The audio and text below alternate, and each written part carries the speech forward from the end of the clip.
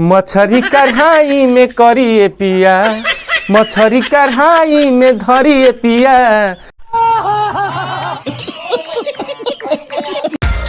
तो नमस्ते प्रणाम, हमरा और छोट भाई गुड्डू कुमार हुआ सब कैसन बानी। उम्मीद बा कि अच्छा और मस्त होके। ये क्या है? सुन के देख के समझ गई लोग हैं। आज जो चंदन में गाना गावेला नु मैंने का कहीं हृदय से मन करला ही लीड लगा के सुनते रही सुनबे करी।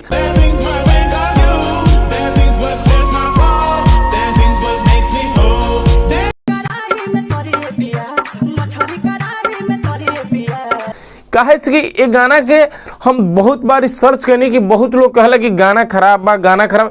गाना कैसे खराब नहीं खे, ये तो लेटेस्ट न्यूज़ है। काहे कि वो लोग के दूसरे प्रोटी सेके के रहेला तो वो लोग के चलते खराब होई।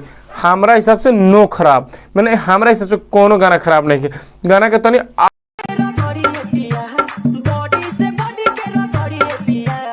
चंदन भैया की जोन गाना बानू बहुत ही टॉप क्लास के गाना बा। आ चंदन भैया के जोन हमरा लागेला नु चाहे स्टेट पर केहू को, चाहे माही मनीषा को, चाहे ऑल लेडीज को, वो लोग के संगे उहे करलन, मैंने उहे करलन नु जोन मैंने के सोच के मजबूर हुई।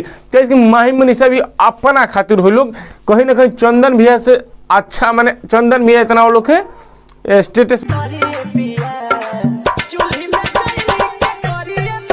नहीं खे। ऐसे माही मनीषा अपना खातिर बालो, चंदन भैया अपना खातिर बारा।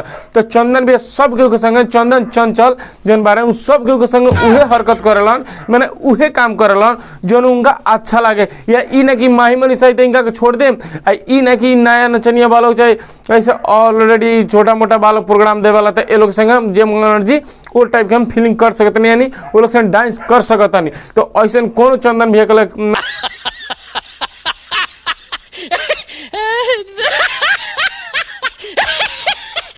टेक्निक नहीं है, ऐसा कोनो चंदन भैया के कलकारी नहीं है।